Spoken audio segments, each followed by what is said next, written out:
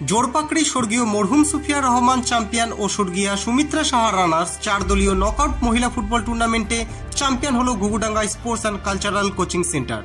বুধবার জোরপাকড়ি ফুটবল ময়দানে ফাইনাল খেলায় পরস্পর মুখোমুখি হয় ডিএসসি কোচবিহার বনাম Ghughudanga sports and cultural coaching centre. নির্ধারিত সময়ে 4-1 গোলে ডিএসসি কোচবিহারকে পরাজিত করে চ্যাম্পিয়ন হয় Ghughudanga sports and cultural coaching centre.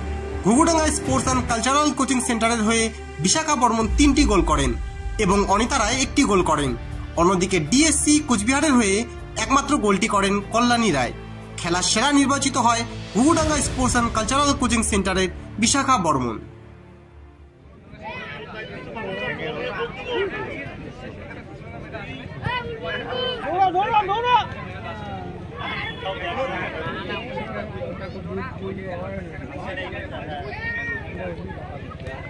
আপনারা দেখছেন নর্থ বেঙ্গল সমাচার, উত্তরের বার্তা, সত্যের পথে।